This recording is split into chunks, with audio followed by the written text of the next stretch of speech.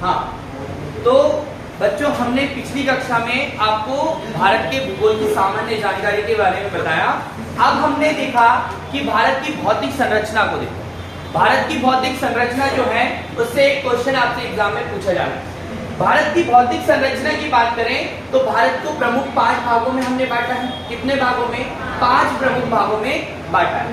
तो 5 भागों में सबसे पहला हमने बताया उत्तर का पर्वतीय प्रदेश या क्षेत्र, पर्वतीय क्षेत्र। इस पर्वतीय क्षेत्र में हमने क्या पढ़ना है? इस पर्वतीय क्षेत्र में हमने ट्रांस हिमालय, कौन सा हिमालय को पढ़ा? ध्यान दिए आप लोग, ट्रांस हिमालय, ठीक है। उसके बाद में हमने देखा बृहद हिमालय,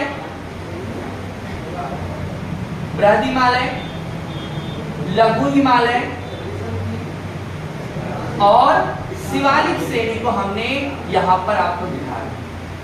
तो इसको हम मैप के माध्यम से देख लेते हैं कि हमने ये श्रेणी कहां पर देखी। इसके बाद में दूसरा आता है उत्तर का पर्वतीय क्षेत्र के बाद में उत्तर का मैदान। कौन सा चित्र आता है बेटा? उत्तर का मैदान। इस उत्तर के मैदान में हमने देखा कि मैदान का निर्माण हमेशा नदियों के द्वारा लाई गई मिट्टी से किया जाता है। कि नदियों के द्वारा लाई गई मिट्टी से क्या करते हैं? उत्तर के मैदान का निर्माण हुआ है, जिनमें हम देखते हैं कि जो गंगा, जो सिंधु और ब्रह्मपुत्र नदियों के द्वारा बहाकर लाई गई मिट्टियों से क्या हो रहा है? मैदान का निर्माण। तो यहाँ पर नदियां क्या कर रही हैं? मैदान के निर्माण में महत्वपूर्ण भूमिका निभाती हैं, जिसको हम 3 भाग में कहेंगे इस मैदान को।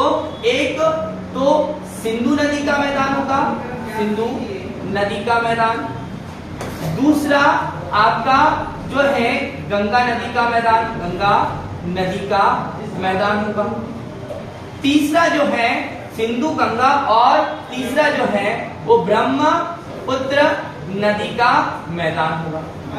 इन नदियों एवं नदियों की सहायक नदियों के द्वारा लाई गई मिट्टियों से बनाए वाला मैदान की हम बात इसमें कर रहे हैं। तीसरा और बहुत ही इंपॉर्टेंट टॉपिक है जो आज हमको देखना है, वह है प्रायद्वीपीय पठार का नाम का। तो जो प्रायद्वीपीय पठार है, ये मैंने आपको बताया था जब प्रारंभ में पढ़ा रहा था, तो गोंडवाना लेन की चट्टानों से निर्मित एक पठार, जिसको हम क्या कहते हैं बेटा? प्रायद्वीपीय पठार। ये पठार जो है ये दक्षिण में है।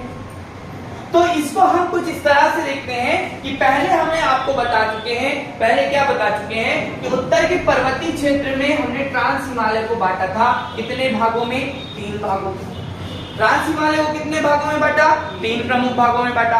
पहला हमने बांटा उसे पहला इसमें काराकोरम, लद्दाख और जास्कर, 3 प्रमुख श्रेणियों में हमने बांटा।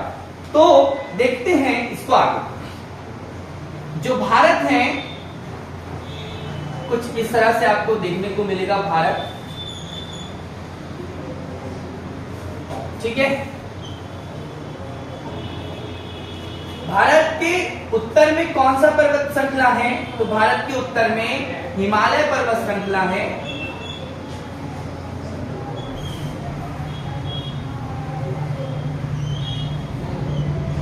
और दक्षिण में जो आपका क्या देखने को मिलता है? पठार देखने को मिलता है। तो उसको हम देखते हैं प्रायद्वीप। तो जब हिमालय पर्वत की बात करें तो यहां पर आपका काराकोरम श्रेणी है, काराकोरम श्रेणी। उसके बाद यहां पर लद्दाख श्रेणी और आगे जाकर जास्कर श्रेणी। इन श्रेणियों में बटा हुआ है आपका कौन सा? ट्रांस हिमालय। बृहद हिमालय की बात करें तो बृहद हिमालय जो है वो आपका उत्तर का ये वाला जो हिमालय है, ये बृहद हिमालय, जिसमें नंगा पर्वत, कामेट, नंदा देवी है ना, अन्नपूर्णा, धौलाधर, मकालू, मंसालू और माउंट एवरेस्ट, कंचनजंगा और नामचा बारवा जैसे प्रमुख पर्वत श्रृंखला इसमें आते। पर्वत से चोटी ऐसे हम जानते हैं कि जो माउंट एवरेस्ट है, mount Everest MP, mount Everest ये दुनिया का सबसे ऊंचा पर्वत श्रृंखला है, जो कहां पर है? बृहद हिमालय में है, जो नेपाल राज्य में स्थित है। इसका नाम सागरमाथा नेपाली भाषा में और तिब्बती भाषा में चोमोलुग्मा के नाम से जाना जाता है। इसी के दक्षिण में एक हिमालय श्रृंखला आती है समानांतर, जो महाभारत, पीर पंजाल, धौलाधर, नाग टिप्पा जैसी प्रमुख श्रेणियों से मिलकर बनी होती हैं। उस पर्वत श्रृंखला को हम क्या कहते हैं, बोले लघु हिमालय के नाम से। और इसी के नीचे दक्षिण में एक अन्य पर्वत श्रृंखला आती है जो आपके पोटवार बेसिन, पाकिस्तान के, यहाँ पर हमारा पश्चिम में क्या है, पाकिस्तान है, और पाकिस्तान के पोटवार बेसिन से प्रारंभ होती हैं और कोसी नदी तक के प्रमुख रूप से विस्तृत है।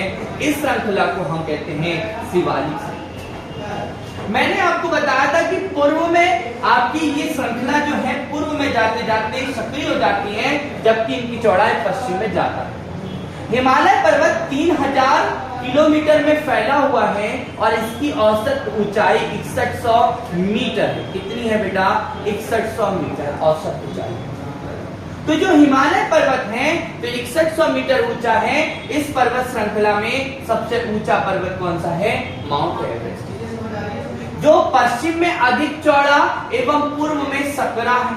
मतलब जो हिमालय पर्वत है ये पश्चिम में अधिक चौड़ा है, जबकि पूर्व में ये कैसा है, सकरा है।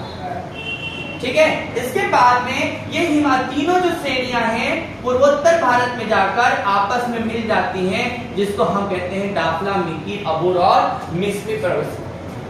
जिसके बाद में मैंने आपको बाद में बताया कि जो भारत है, इस भारत के दक्षिण में एक आपका पठार स्थित है। इस पठार को इस तरह से आप ध्यान से देखिए कि ये जो पठार है ये आपका प्रायद्वीपीय भारत का पठार, बाकी हिस्सा उत्तर का मैदान।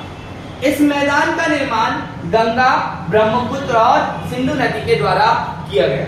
सिंधु नदी तंत्र के अंतर्गत सिंधु की झेलम, रावी, व्यास, चिनाब, सतलज ये नदियों के द्वारा मैदान का निर्माण हुआ। उस मैदान को हमने सिंधु का मैदान कहा, जिसे पंजाब का भी क्षेत्र कहा। पंजाब का मैदान जो हरियाणा और पंजाब के क्षेत्र में आता है।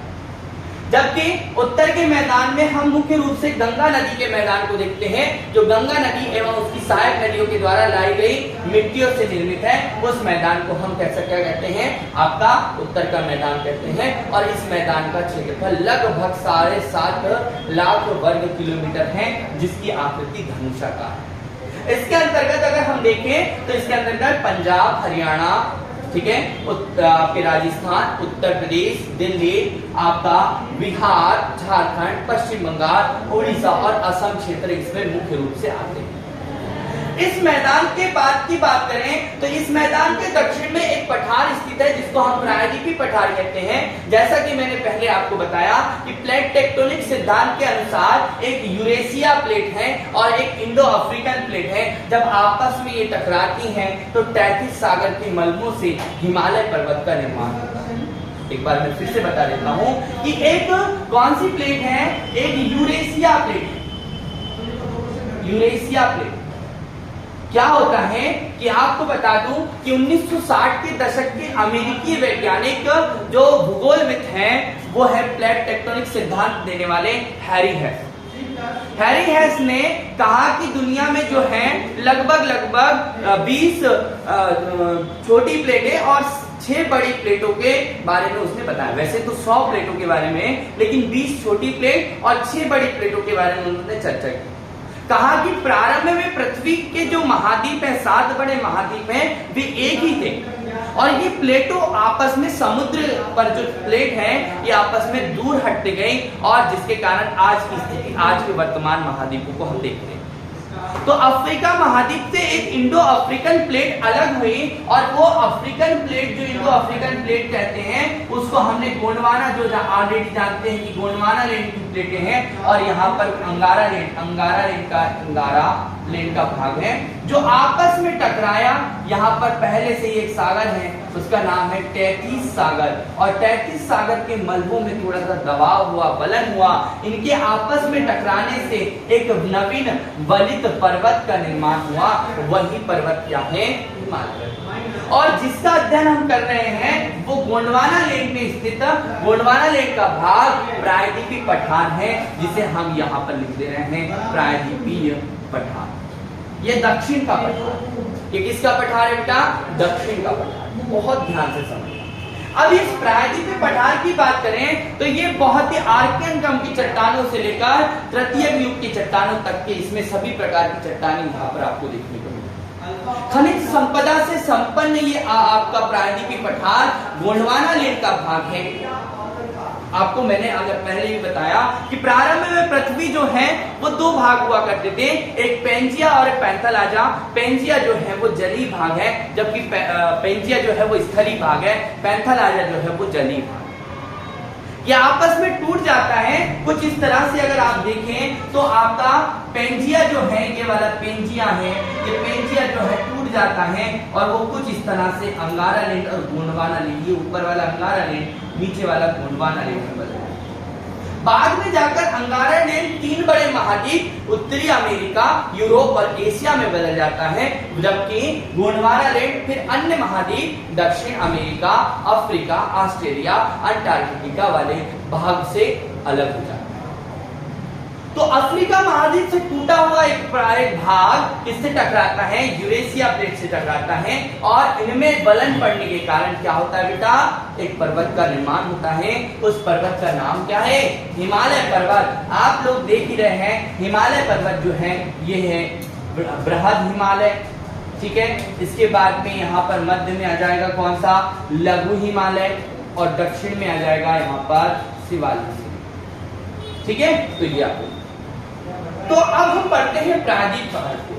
प्रायद्वीप पठार जो है ये त्रिभुजाकार आकृति में आपको देखने को मिलेगा, लगभग त्रिभुजाकार आकृति, जिसके उत्तर में उत्तर का मैदान, दक्षिण में हिंद महासागर, पूर्व में यहाँ पर हमारे पास में क्या है? बंगाल की खाड़ी, बंगाल की खाड़ी। पूर्व में क्या है? बंगाल की खाड़ी और पश्चिम में अरब सागर। पूर्व में बंगाल की खाड़ी और पश्चिम में अरब सागर स्थित। तो ये आपको यहाँ पर इस प्रायद्वीपीय पठार के दोनों तरफ यहाँ पर एक तट मिलता है जिसको हम कहते हैं पूर्वी तट, और इस तरफ के तट को हम कहते हैं पश्चिमी तट।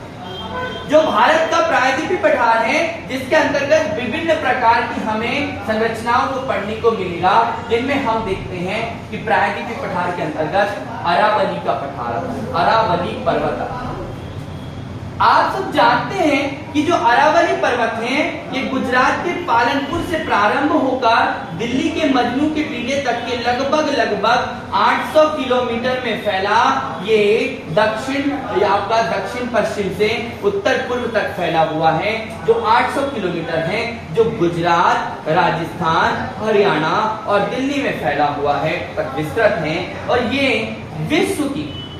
विश्व का सबसे प्राचीन पर्वत क्वेश्चन आएगा, आपको ध्यान रखना है, वो है अरावली। तो विश्व का सबसे प्राचीन पर्वत से क्वेश्चन आएगा तो क्या लगाना है आपको? विश्व के सबसे प्राचीन पर्वत का जो नाम है वो है अरावली पर्वत, जो आर्कियन युग की चट्टानों से बना है।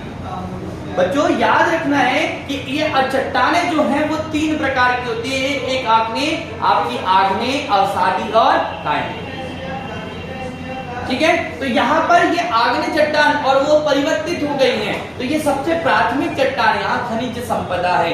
आप यहाँ पर देखते हैं कि आपको पता है कि चांदी का उत्पादन राजस्थान से, आपका तांबा का उत्पादन, सीसा, जस्ता, बहुत सारे जो हमारे खनिज पदार्थ हैं वो आपको राजस्थान के अरावली श्रेणी के आसपास से मिलते हैं। तो यहाँ पर आपको ध्यान रखना अरावली पर्वत श्रृंखला पर जो है इसकी सबसे ऊंची चोटी से क्वेश्चन आएगा कि यहाँ की सबसे ऊंची चोटी है गुरु शिखर। क्या है बेटा? गुरु शिखर, जो 1722 मीटर ऊंची है, और ये राजस्थान की सबसे ऊंची चोटी है। किसकी सबसे ऊंची चोटी है? राजस्थान की सबसे ऊंची चोटी है गुरु शिखर, जो 1722 मीटर ऊंची है। ये माउंट आबू पर है। माउंट आबू आप सब जानते हैं कि माउंट आबू यहाँ पर बहुत फेमस है, एक पर्वत श्रृंखला, उस पर है गुरु शिखर। और माउंट आबू पर जैन दिलवाड़ा मंदिर का निर्माण किया गया है। जैन दिलवाड़ा मंदिर, ये बहुत ही इंपॉर्टेंट है। जैन धर्म से संबंधित दिलवाड़ा मंदिर, ये महिपाल शासकों द्वारा इसका निर्माण किया गया था। तो ये आपको अरावली पर्वत। अरावली पर्वत के दक्षिण में लूनी नदी निकलती है और ये लूनी नदी कच्छ के रण में जाकर लुप्त हो जाती है। लूनी नदी याद रखना। और इस अरावली पर्वत को पश्चिम से पूर्व की ओर काटते हुए एक नदी आती है जिसको हम कहते हैं बनास नदी। और बनास नदी जो है वो चंबल की सहायक नदी है जो मालवा से निकलती है। चंबल नदी इंदौर के पास, महू के पास जाना पाव की पहाड़ी से निकलती है। उसमें जाकर बनास नदी जो पश्चिम से पूर्व की तरफ अरावली पर्वत को बांटते हुए निकलती है, वो आपकी बनास नदी। बनास नदी चंबल नदी में आकर चंबल नदी किसकी सहायक है? तो चंबल नदी यमुना की सहायक नदी है। तो चंबल नदी इटावा के पास यमुना में जाकर, तो ये आपको क्वेश्चन याद रखना है। तो मैंने अरावली से बताया। अरावली पर्वत की जो है उसको दिल्ली में दिल्ली की पहाड़ी के नाम से जाना जाता है। बड़े ध्यान से आप एक क्वेश्चन है कि दिल्ली में अरावली पर्वत श्रृंखला की को क्या कहा जाता है? दिल्ली की पहाड़ी के नाम से कहा जाता है। और आप सब लोग जानते हैं कि दिल्ली में राष्ट्रपति भवन है दिल्ली में राष्ट्रपति भवन। तो दिल्ली के राष्ट्रपति भवन जो है वो रायलसीना की पहाड़ी पर स्थित है। वो आपकी अरावली पर्वत श्रृंखला की ही पहाड़ी पर स्थित है जिसका निर्माण आर्के की चट्टानों से हुआ। ये आपको ध्यान रखना है, ठीक है। चलिए आगे बढ़ते हैं। इस अरावली पर्वत श्रृंखला के बाद में एक दक्षिण में, आपके दक्षिण पूर्व में एक पठार आता है जिसको हम कहते हैं मालवा का पठार। कौन सा पठार कहते हैं? मालवा का पठार। जो मालवा का पठार है इसका निर्माण दक्कन ट्रैप की चट्टानों से हुआ। किससे हुआ बेटा? दक्कन ट्रैप की चट्टानों से हुआ है। और दक्कन ट्रैप की चट्टानें यहाँ पर ज्वालामुखी उद्गार, एक क्या हुआ? दरार फट गई बहुत सारा। क्यों? क्योंकि भैया ये अलग हुआ किससे? अफ्रीका से। तो यहाँ पर क्या हुआ कि दरारों के माध्यम से लावा ऊपर आके जमने लगा। और जो लावा ऊपर आके जमने लगा जिससे क्या बेसाल्ट चट्टान के रूप में वो आकर यहाँ एक पठार का निर्माण हो गया। और जिसके समय कायांतर के बाद, बहुत समय अंतराल के बाद टूटने फूटने से एक विशेष प्रकार की मिट्टी का निर्माण हुआ। अर्थात आग्नेय चट्टान की बेसाल्ट चट्टान यहाँ बनी। और बेसाल्ट चट्टान के टूटने से क्या हुआ विलासा? कि यहाँ पर मिट्टी का निर्माण हुआ। जिस मिट्टी को क्या नाम दिया हमने? काली। क्या नाम दिया?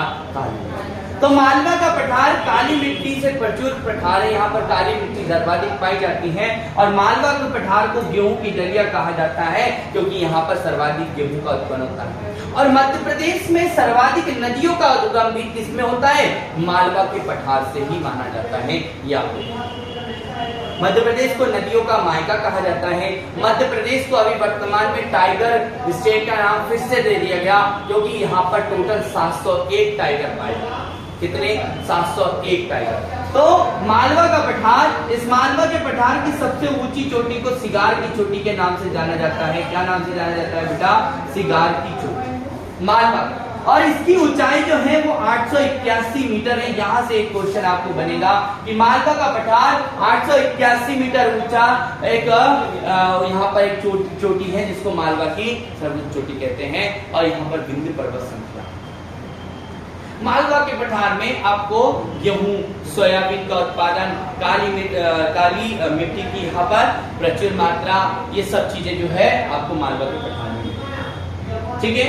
मालवा का आगे हम बढ़ते हैं। तो इसी के बाद हम पढ़ क्या रहे हैं? हम पढ़ रहे हैं प्रायद्वीपीय पठार। इस प्रायद्वीपीय पठार में मैं छोटी छोटी और बहुत सारी चीजें बता देता हूँ कि भैया हम किन किन चीजों को पढ़ेंगे। जो हमारा पश्चिम में आपके पश्चिम के तट से लगा हुआ, पश्चिम तट से लगा हुआ एक पर्वत श्रृंखला है जिसको हम घाट के रूप में कहते हैं, जिसको हम पश्चिमी घाट क्या कहेंगे? पश्चिमी घाट। और पूर्व के तट पर, पूर्वी तट के समानांतर एक हमको श्रृंखला मिलती है, उस श्रृंखला को हम कहेंगे पूर्वी, आपकी पूर्वी घाट। क्या कहेंगे? पूर्वी घाट। तो ये पूर्वी घाट, पश्चिमी घाट और ये दोनों आपस में जहां मिलती हैं उसको हम कहते हैं नीलगिरी। नीलगिरी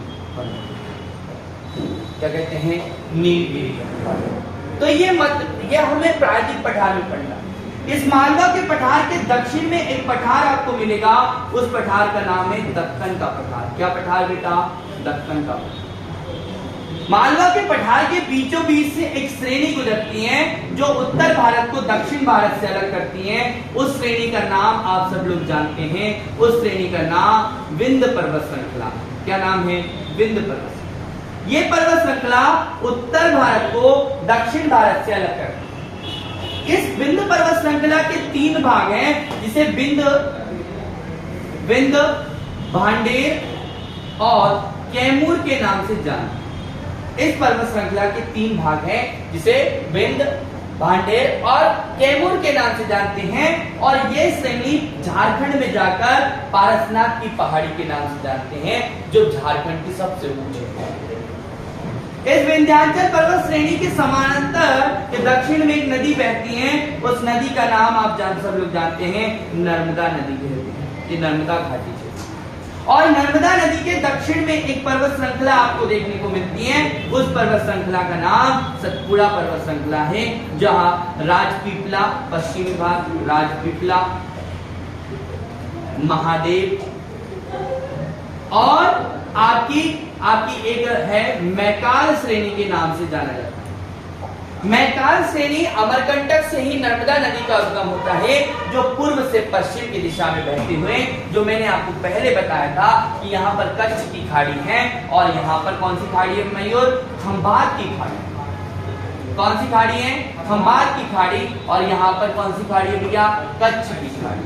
ठीक है, तो कच्छ की खाड़ी और खंभात की खाड़ी दोनों आपको यहाँ पर ध्यान रखना। तो नर्मदा नदी खंभात की खाड़ी में पूर्व से पश्चिम की दिशा में बहती हुई आती है। ध्यान रखेंगे बेटा। तो ये क्वेश्चन आपको यहाँ से पूछे जाते हैं। ठीक, तो दक्कन का पठार, आगे चलते हैं। इसमें एक क्वेश्चन और देख लो कि सतपुड़ा की जो पहाड़ी है, इस सतपुड़ा की पहाड़ी की सबसे ऊंची चोटी जो है वो महादेव श्रेणी में है आपकी धूपगढ़ की चोटी। धूपगढ़ चोटी। अब धूपगढ़ की जो चोटी है वो महादेव श्रेणी में आती है और ये पचमढ़ी में स्थित है। इसकी ऊंचाई जो है वो 1300 आपकी क्या है? 1350 मीटर है, जो मध्य प्रदेश की सबसे ऊंची चोटी है। इसकी ऊंची चोटी है मध्य प्रदेश की सबसे ऊंची चोटी। क्या है? कि महादेव श्रेणी में स्थित धूपगढ़ की चोटी, जो सतपुड़ा पर्वत के अंतर्गत आती है और ये पचमढ़ी में स्थित है। कहां पर स्थित है बेटा? पचमढ़ी में स्थित है। ये आपको दक्कन का पठार भी जो है ये ज्वालामुखी लावा के द्वारा बना हुआ है। ये भी कैसी मिट्टी से मिलेगा? यहाँ पर बेसाल्ट चट्टान मिलेगी और बेसाल्ट चट्टान के कारण यहाँ पर कैसी मिट्टी मिलेगी? काली मिट्टी। और काली मिट्टी बहुत ही उपजाऊ मिट्टी होती है, आप लोग सब जानते हैं। तो काली मिट्टी वाला क्षेत्र है। दक्कन का पठार भी खनिज संपदा से संपन्न है और फसल यहाँ पर बहुत सारी है ना, काजू, आम, कई प्रकार की यहाँ पे फसलें आपको देखने को मिलती हैं। अंगूर आप यहाँ देखते हैं, संतरा आप दक्कन के पठार में आपको देखते हैं, दक्कन के पठार से संबंधित। तो दक्कन के पठार की सबसे ऊंची चोटी अगर आपसे पूछ लें तो ये कलसूबाई की चोटी है। कौन सी बाई है बेटा? कलसूबाई की चोटी है जो दक्कन के पठार। दक्कन का पठार गुजरात, महाराष्ट्र, मध्य प्रदेश, छत्तीसगढ़, कर्नाटक के क्षेत्रों में फैला हुआ है। यहाँ पर काली मिट्टी की प्रचुर मात्रा है। इस दक्कन के पठार में अजंता की पहाड़ी स्थित है। अजंता एरोला आपने नाम सुना होगा, औरंगाबाद। अजंता की पहाड़ी है जहां पर अजंता की गुफाएं हैं। गुफाओं को, पत्थरों को काटकर गुफाओं का निर्माण किया गया राजपूत शासकों के शासन। तो यहाँ पर ही है दक्कन के पठार। आगे बढ़ते हैं तो ये दक्कन के पठार के पास में एक छोटा सा पठार आता है जिसको हम कहते हैं दंडकारण्य का पठार। अब भैया दंडकारण्य के पठार को ध्यान से देखिए, ये छत्तीसगढ़ के बस्तर जिले और उसके आसपास का क्षेत्र है। दंडक वन, ये दंडकारण्य का पठार, दंडक वन, यहाँ से टीन का उत्पादन, इसका इनके बारे में हमें जानकारी, दंडकारण्य के बारे में हमें जानकारी रामायण से मिलती है। रामचरितमानस रामायण से हमें दंडकारण्य के बारे में जानकारी। दंडक वन, तो इस दंडकारण्य के पठार से हमें टीन का उत्पादन होता है और छत्तीसगढ़ भारत में सर्वाधिक टीन के उत्पादन में प्रथम स्थान पर है। छत्तीसगढ़ टीन उत्पादन में प्रथम स्थान पर है और दंडकारण्य का क्षेत्र बस्तर जिला छत्तीसगढ़ और उसके आसपास के जो मध्य आपके जो है महाराष्ट्र है, उड़ीसा है, आंध्र प्रदेश है, तेलंगाना है, उसके क्षेत्र को ठीक है। अब इस दक्कन के पठार के नीचे कर्नाटक राज्य है और कर्नाटक राज्य में एक पठार मिलता है जिसको हम कहते हैं कर्नाटक का पठार। ठीक है, कर्नाटक का। आगे इस जगह पर ये जो एक पठार है, यहाँ पर एक पठार आपको देखने को मिलता है। इस पठार को हम कहते हैं छोटा नागपुर का पठार। ये छोटा नागपुर का पठार जो है ये आपकी खनिज संपदा से संपन्न पठार, खनिज संपदा से संपन्न पठार छोटा नागपुर का पठार जो झारखंड, बिहार और पश्चिम बंगाल के क्षेत्र में फैला हुआ है। कहां पर? झारखंड, बिहार, पश्चिम बंगाल के क्षेत्रों में फैला हुआ है। इस छोटे नागपुर के पठार से दामोदर नदी और स्वर्ण रेखा नदी का उद्गम होता है। कौन सी नदी का? दामोदर और स्वर्ण रेखा नदी का उद्गम होता है। जो दामोदर नदी है, आप ध्यान से देखना बेटा, दामोदर नदी जो है वो गंगा की सहायक नदी, जो गंगा नदी निकलती है उससे एक धारा निकलती है, क्या? हुगली निकलती है गंगा। तो दामोदर नदी जो है पश्चिम बंगाल में जाकर पश्चिम बंगाल में शोक कहलाती है। तो यहाँ पर वो दामोदर किसमें मिल जाती है बेटा? दामोदर हुगली में मिल जाती है। और हुगली नदी के किनारे कौन सा है? तो कौन स्थित है? कोलकाता जो है या कलकत्ता जो है वो कहां पर स्थित है बेटा? दामोदर नदी के किनारे, वो हुगली नदी के किनारे है। कौन? कलकत्ता। और जो स्वर्ण रेखा नदी है ये छोटे नागपुर के पठार के मध्य से निकलती है। दो भागों में इसको बांटती हैं, एक रांची का पठार और एक हजारी भूमि का पठार। तो इसके अंदर से वो जाती है और ये कहां गिरती है? पश्चिम बंगाल की खाड़ी में, पश्चिम बंगाल की खाड़ी में। तो प्रश्न पूछा जाएगा कि स्वर्ण रेखा नदी कहां गिरती है? बंगाल की खाड़ी में नहीं, साथ हम कह सकते हैं कि पश्चिम बंगाल की खाड़ी में आपकी कौन सी रेखा गुजरती है? तो आपकी स्वर्ण रेखा। छोटा नागपुर ये खनिज संपदा से संपन्न है। यहाँ पर कोयला, आपका कोयला, लोहा, कोडरम, बहुत सारे यूरेनियम, अनेक प्रकार के खनिज पदार्थ जो है ये छोटा नागपुर के पठार से आपको देखने को मिलते हैं। छोटा नागपुर के पठार के पूर्वी हिस्से में राजमहल की पहाड़ी है। कौन सी पहाड़ी है बेटा? राजमहल की पहाड़ी। जो राजमहल की पहाड़ी इस मेघालय के पठार से अलग होती है। किससे अलग होती है? मेघालय के पठार से अलग होती है। मेघालय के पठार में 3 प्रमुख चोटियां आपको देखने को मिलेगी, जो मैंने पिछली कक्षाओं में आपको बताया कि मेघालय के पठार में ये 3 प्रमुख चोटियां गारो, खासी और जयंतिया के नाम से आपको मैंने बताया था। गारो, खासी, जयंतिया। यहाँ पर खासी नाम की जो है यहाँ पर मासीम राम स्थित है और मासीम राम विश्व का सर्वाधिक वर्षा स्थल, विश्व का सर्वाधिक वर्षा स्थल कौन सा है? मासीम राम है। गारो, खासी, जयंतिया इस मेघालय के पठार, शिलांग के पठार वाले आसपास क्षेत्र में रहने वाली जनजातियों के नाम पर इस पहाड़ी का नामकरण किया गया। जो बंगाल की खाड़ी की से आने वाली जो हवाएं हैं, यानी कि जो मौसम मानसूनी हवाएं होती हैं जिससे पानी गिरता है, तो वो बंगाल की खाड़ी की शाखा से यहाँ पर सर्वाधिक वर्षा आपके इस खासी की पहाड़ी के मासीम राम में होती है, जो विश्व का सबसे अधिक वर्षा वाला है।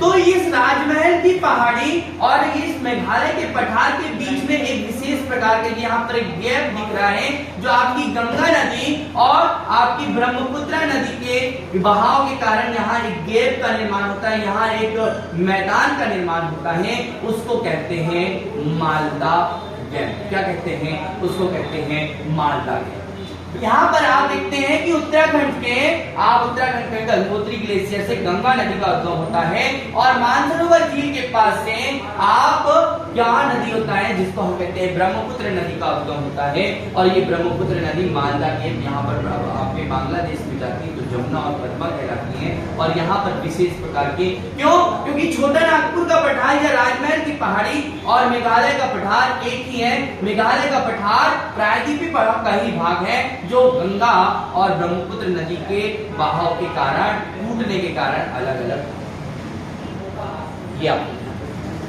अब हम इधर थोड़ा आगे बढ़ते हैं कि जो पश्चिमी घाट है, ये पश्चिमी घाट ताप्ती नदी के मुहाने से शुरू होकर कन्याकुमारी तक के फैला हुआ यह भाग पश्चिमी घाट और पूर्वी घाट के मिलन बिंदु को हम नीलगिरी कहते हैं। लगभग ये 1600 किलोमीटर पे फैला हुआ पश्चिमी जैव विविधता वाला क्षेत्र है पश्चिमी घाट, जबकि पूर्वी घाट आपके कटा हुआ है क्योंकि पश्चिमी घाट के निकट से कई नदियों का उद्गम होता है, जिसमें हम देखते हैं कि दक्कन के पठार के आपके गोदावरी, नासिक के निकट से गोदावरी नदी का उद्गम होता है।